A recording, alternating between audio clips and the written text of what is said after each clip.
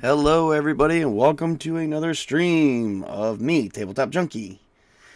Well, I just wanted to get this stream out of the way. My girlfriend wanted to listen in on this, but I don't think she's going to be able to because she is, at a doctor's office right now. So, but let's talk about some things.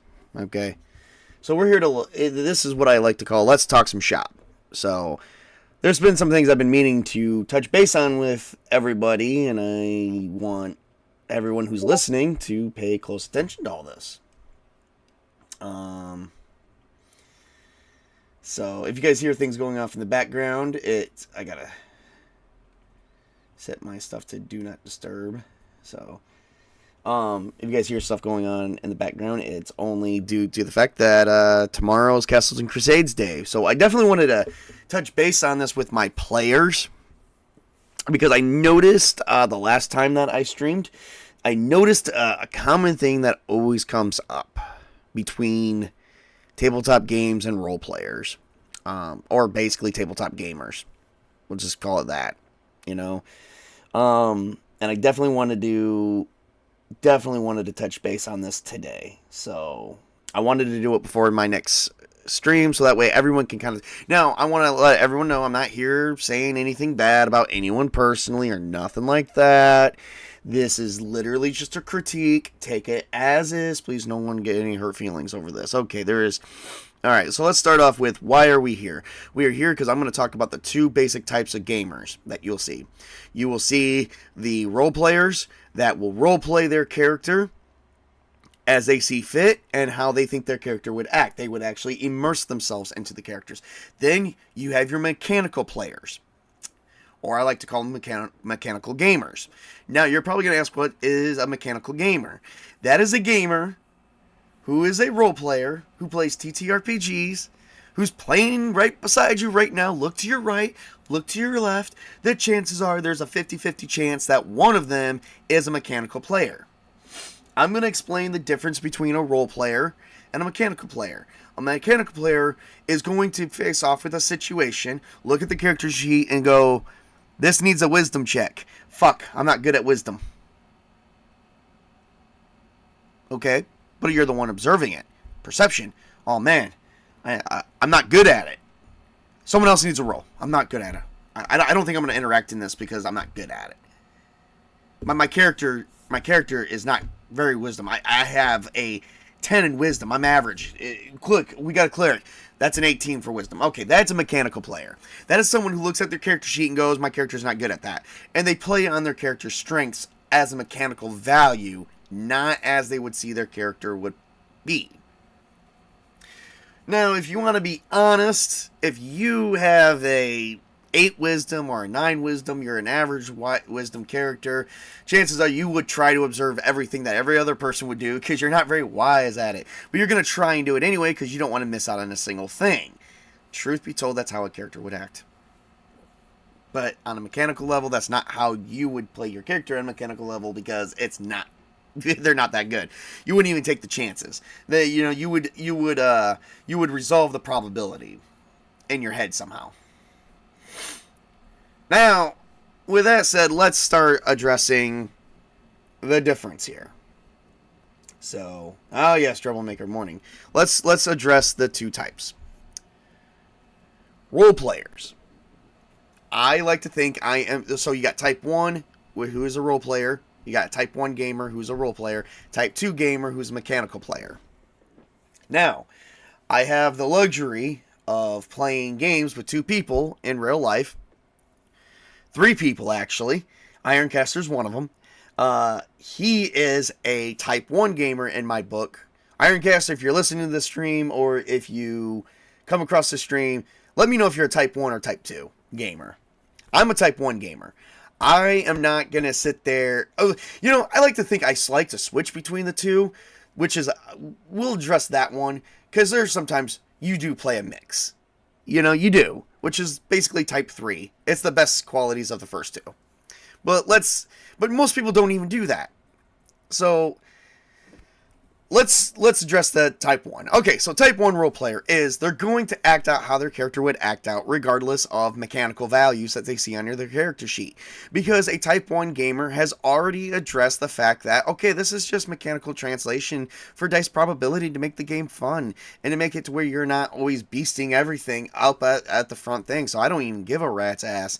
Here we go. I don't care. So let's move on to the situation here. All right, so a type 1 gamer, let's say, has a, I think a paladin might be a bad idea, to be honest. So type 1 gamer has a character, let's say you know what? Perfect example, Greenie from our games. Greenie, Tobey, is actually a type 1 role player. He doesn't care. Actually, that guy's a lot of things. Let's not use him. He's a bad example. Man, what is a good example? Okay.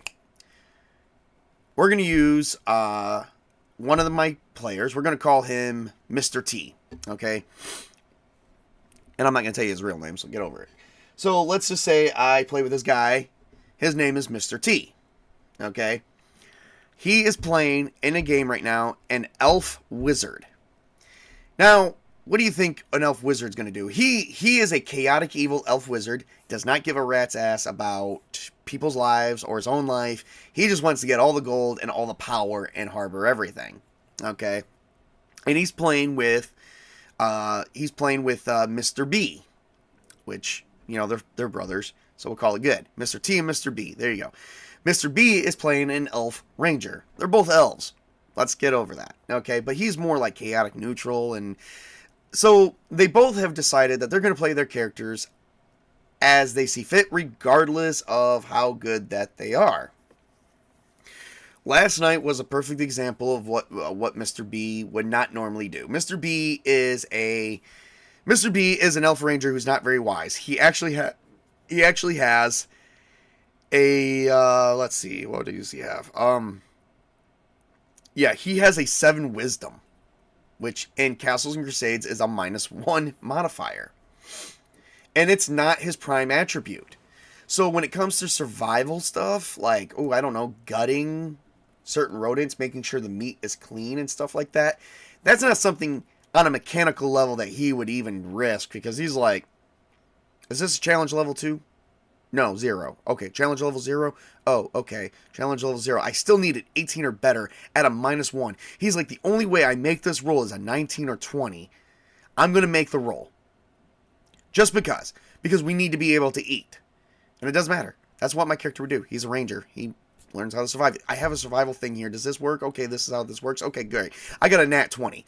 Okay, he took the chance and got the 5% chance of critically succeeding no matter what. He literally could have scored a 19 and still won, but only barely. If he got an 18 or lower, he would have failed because of that -1. And that's at a challenge level 0. They cleaned he cleaned some bats, and they actually ate some good meat off some bats. Now, a type 2 gamer would have said, forget it, I'm no good at it, I'm not going to do it. Oh yeah, I'm a ranger. Yeah, I'm supposed to be able to do this. Yeah, I'm still not risking it. It's only it's only a 10% chance that I'm going to do it, man. I've already decided the odds. I've got a 90% chance of failing. I'm not going to do it. So, what would a type 2 gamer do? Type 2 gamer would look to their partners. Now, so in this case, a type 2 gamer would look to his partner. Well, his partner is also not very wise, even though he's a wizard. He's higher intelligence, but not very good. And he's like, dude, can I roll my intelligence? No, survival is kind of like a wisdom thing, so you got to roll your wisdom. He's like, dude, it's not my prime. I'm like, yeah, I know, sucks to be you, doesn't it? He's like, this is going to suck. I mean, I've got like a -1 to wisdom as well, and it's like, I got to score, I only got a 10% chance of doing it. I'm like, yeah. He's like, well, forget it. We got to eat. So I'm going to do it. So as both these guys, I classify both these players as type 1 gamers, because it doesn't matter. In the end, they're like, our character's like, we have to eat. What do we eat? There's nothing to eat. Well, we're elves. There's some leaves. That's still a survival. No, you know what? We're going to just take our chances with the bats. Let's just do it. It doesn't matter. I mean, boom. So he makes the roll anyway because they got to eat. Everything that they do is wisdom at this point. So they're like, well, we both suck at it, so I don't know how we're going to survive this, but we're going to figure it out.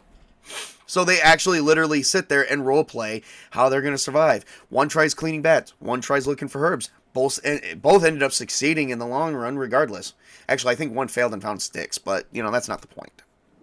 The point is, as Type 1 gamers, it doesn't matter what their weaknesses or strengths at. They both play their characters as they see fit, and that they're in the end result that they're both going to survive this session. That is a Type 1 gamer. It doesn't matter what's mechanically on their sheet. Yes, in the sense that they did calculate their chances and odds are very slim to none, but they had no other choice, really. So they're going to go role play it out and figure it out. One actually found sticks and made a fire, while the other one cooked the bats. That are Type 1 gamers. Now, what's a Type 2 gamer, you say? So what's the difference between a Type 1 and a Type 2? Well, we're going to talk about the Type 2, which is game mechanics. I hope I'm not moving too fast for anyone here. This is not really going to be a long-winded stream, so that's why I'm trying to do it. Alright, so you got a Type 2 gamer. Type 2 gamer. They look at the game mechanics. They go, alright, we got some bats, we got some leaves, we can find stuff to eat. My wisdom is, holy crap, I got a 0 wisdom. My wisdom modifier is a 0 for survival. I've got nothing. I'm not even a ranger. I'm not doing this. Someone else do it. I'm no good at it. No, no, I'm not any good at it. I mean, I can seduce you. I'm good at seducing. Maybe I can seduce you for food. Do you have any food? No? Well, does charisma work? No, really? What about intelligence? Can I somehow use my intelligence to discern, like, whatever I find, discern what's edible and what's not? That would be an intelligence roll. Like, herbalism? Can I use herbalism in this case? I'm like, you could use herbalism, but you got to first find the herbs. Make sure that you're finding the right edible herbs. That is wisdom. That is survival. You have to learn where you're going to find it, or else you're just grabbing a bunch of leaves and randomly finding nothing. Can I somehow...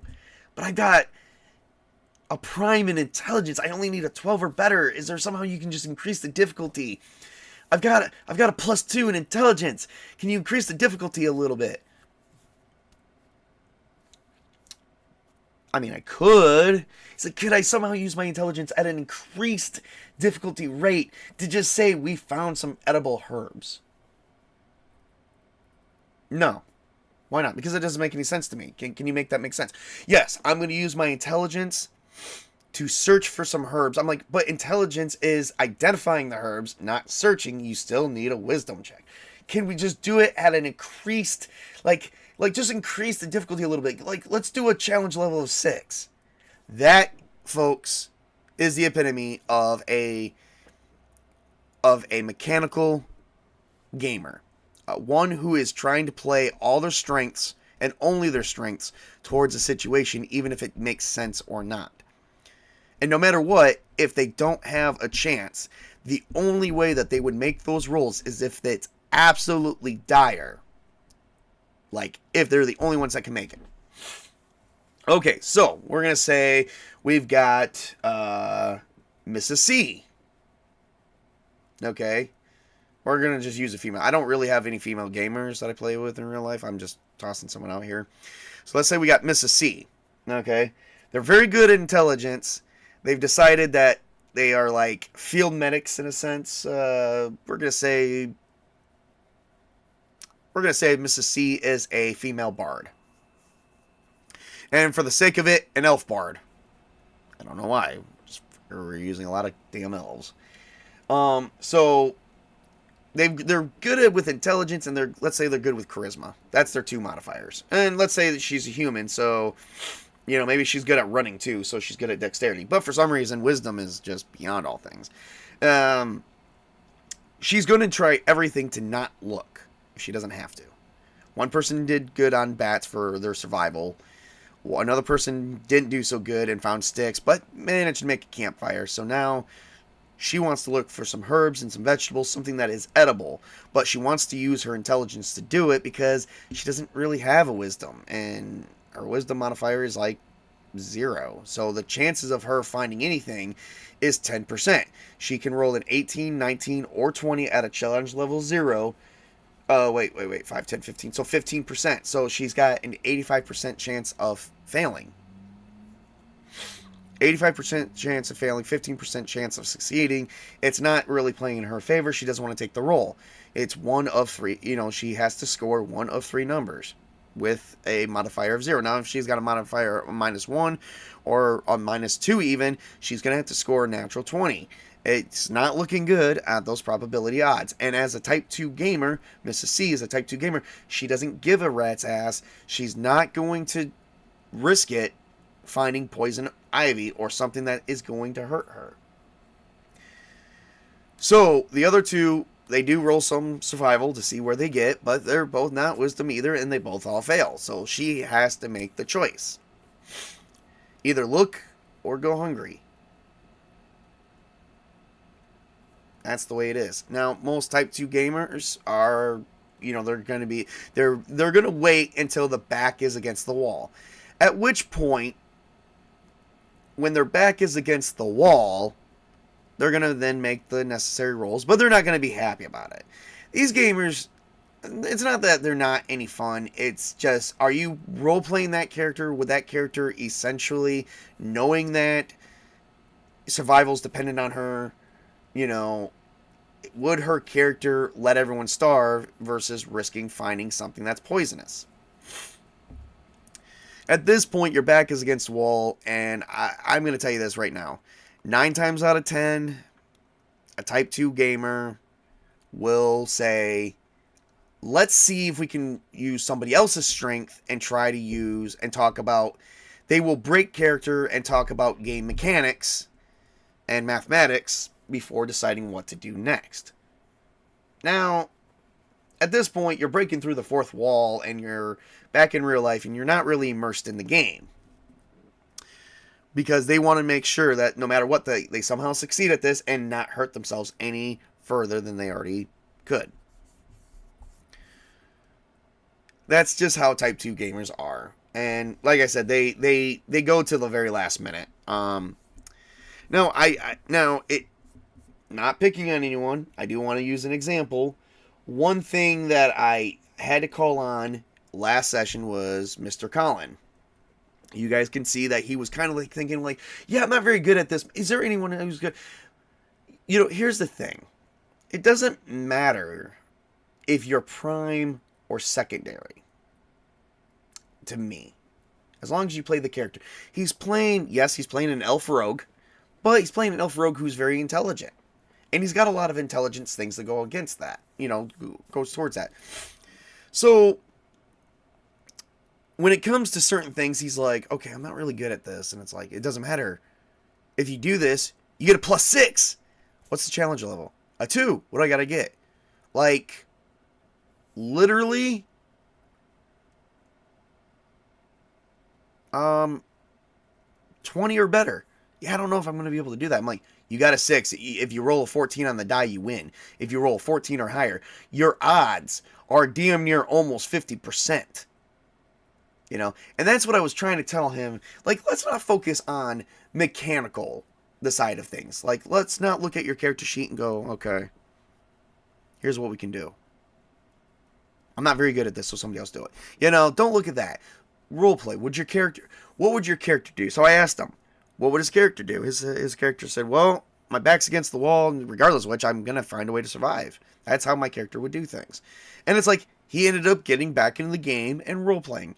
That is the difference between a Type 1 and a Type 2. Type 1 don't look at the character sheet. The character sheet's there for translation, to make the game fun, and to do its best to imitate a fictional world. Whereas a Type 2 gamer, all they want to focus on is game mechanics. Now, then you got the Type 3 gamers. Type 3 gamers are both logical, in my book, and methodical, but also like to immerse themselves in the games. I have been guilty of being what you call a Type 3 gamer. Okay? Where I'm going to roleplay my character as I see fit, but I'm not going to always immerse everything. Hey, I know I'm a knight, and I'm really good at fighting, but I'm not going to just fight. I'm going to sit this one out, guys. I'm going to sit this one. You want to know why? Because I don't really think this character is really evil. I think we should just talk to it. Yeah, talking's out of the question. Okay, well, let's fight and, Well, I'm really good at charisma. Let me see if I can try and talk him down. Hey, let's do some diplomacy. And it's just because, yeah, I'm really good at fighting, but I'm also really good at charisma. So it's like, hey, look at this. This is kind of like, okay, he's hostile. So I get a challenge level of 6. Oh, wow, I got to score 18 or better, you know. But it's like if I calm him down by like 1 or 2 levels, it becomes easier every time. Ooh, I scored a nat 20. I succeed at the odds against me. Oh, wow. So now he becomes a challenge level 4. So the next roll is going to be a challenge level 4 to calm him down even more. Okay, well, I'm going to talk to him and we're going to role play this scene now and I'm going to roll again. It's like, oh, wow, I lose 2. So now I got to score 16 or better. Oh, I scored an 18. Scored like, or I scored a 20, 14 on the die, but I got like +2 to this and my level +3. So I scored a 17. you know oh, now I got to do a 14 or better. It's like the point is, the odds of me succeeding each and every time would have been very slim to none starting out, but at least I took the try. Yes, I did both a type 1 gamer move and a type 2 gamer move. I used another strength that I had towards me versus hacking and slashing. Of course, if I probably wasn't any good at charisma, I probably would have said, hey, somebody else do it. Someone who's good at talking and stuff like that. But I would have probably resolved that in character. And that's my favorite thing, is either be a type 1 or a type 3 gamer. Type 2s are, okay. It's just a lot of times you got to remind them, hey, if you guys got a problem, resolve it in character. Don't worry about, I got this really good mechanic. Like I got these pluses and these bonuses. Don't always worry about that. Worry about how you want to design your character. You're not always going to have the mechanical numbers behind it, so there you go. But that is the difference about talking shop between type 1, type 2 gamer. Type 3s are very rare. A lot of times people do play type 3s. Even of a lot of type 2 gamers eventually switch to being a type 3. They will switch between type 1 and type 2. But very rarely do they but very rarely do they break out of the type 2 scene and go back and forth to type 1. That's the difference between the 3 types of gamers that I have came across. You're either a type 1, type 2, or a type 3. Type 1s are your role players. You strictly don't give a shit what it says on the character sheet. That's just there for translation. Type 2s are game mechanics. You don't care how your character would act. You just think your character would act based on the strengths and weaknesses that you mechanically see in front of you. And a Type 3 gamer alternates between the two. I like to think I'm either a Type 1 or a Type 3. I sometimes alternate, but mostly I lean more towards, if you say you're a Type 1 and a type 3, if you're a type 1 and a type 3, you're obviously going to play the type 1 part. You're a type 1 gamer from the get-go, because a type 3 gamer switches between being a role player and a game mechanic. You kind of swap between the two. So if you say you're a type 3, your chances are you do play both sides of the angle. You play the devil's advocate. That's basically who that is. Me, I like to think I'm either, I'm a type 1. Mostly, I play the type 1 angle. Yes, I said I basically pick type 1 or type 3, but if you pick type 1 and type 3, then you're mostly 75% of the time you're the type 1 angle. 25% of the time I switch between type 1 and type 2. That's what that means. I hope I'm not confusing anybody. Slow the video down if you have to. That's all I'm going to say. Okay, so with that said, if you're a type 2 gamer and you're having a hard time breaking out of the mechanics, a lot of times you do break out of what you see on your character sheet. Now, if you are a type 2 gamer that alternates between type 2 and being a type 3, chances are 75% of the time, what that means is 75% of the time, you're playing a type 2. 25%, you switch to role playing a little bit. And that's only because the GM says, hey, resolve it in character. That's pretty much all that is. So really, a type 3 gamer is basically just a combination of the two.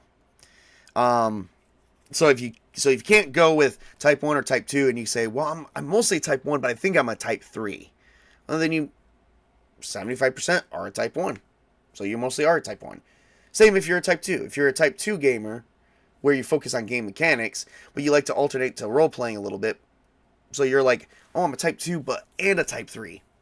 if you can come out and say, I'm a type 3 right from the get-go, easily, I don't need to analyze it. I don't need to think, yeah, that's just me. I like to switch between the two. That's called good. You play it 50-50. That's all it is. It's all probability in the end. Me, I mostly like to do the role-playing scene. I think, so, my other gamers, Mr. T and Mr. C, or no, Mr. T and Mr. B, they're actually type 1 all the way. Very few, they don't even look at their character sheet. They don't even, they go, what do I need to roll for this? Oh, I need to roll to find this? Oh, good. Well, I'm not really good at it. I'm still got to do it, because what am I going to do? You know, by the way, name an elf wizard who puts himself in the middle between his friend and a freaking, in a freaking horde of zombies. And he says, I'm not good at fighting, but I am good at magic. Magic missile, everyone. And wipes out a bunch of zombies. There you freaking go. That is a type 1 gamer 100% of the way. So, he didn't care. He just put himself in the middle of that whole entire dilemma. And wizards normally don't. They usually stay in the back. But, yeah. So, I hope this has some illuminating lighting on, what the 3 types of gamers are. And, maybe figure out what type of gamer are you. Are you a role player? Type 1? Or are you a game mechanic person where you focus on the mechanics and what's on your character sheet versus how you think your character would act, which is a type 2? Or are you a type 3? Or are you a combination of one of the 3?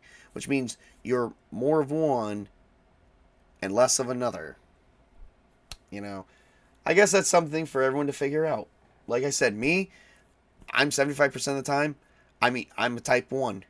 25% of the time, I'm a type 3. I do switch a little bit just to, it's there. The mechanics are there. Ironcaster, I hope you don't hate me for saying this, but I know for a fact you are definitely a type 1 gamer. I think you actually, to some degree, might swap between the type 1 and type 3 a little bit, just like I am. But you're either a type 1 or you're a combination of type 1 and type 3, which means 75% of the time you're still a role player. Haha, I do know that one. Mr. T and Mr. B, they're definitely type 1s all the way. They do not care. They are just like, let's do this, let's do that. My character is going to jump in here and do this because that's just the way it is. That's how they are. They're type 1s all the way. And we don't really have a Mrs. C, but Mrs. C definitely plays the mechanics, so that's a type 2. But you guys get the examples all there. And I just have to toss my friend Ironcaster out there, give him a nice shout out and some promotions. If you guys like him, like his channel, I will have his channel posted in my description as well. I have to just promote him out there right now because, well, it's like this. I've gamed with him. He's been my gaming buddy since I first started in TTRPGs. We started at the same day, same time, same everything, same game. So, and we've kind of broke off in our own little things, but, that tends to happen. So, yeah. That's everything I have to cover at this time. So, I hope everyone who's tuned in likes and subscribes to my videos. Castles and Crusades. Welcome to the fray, everyone.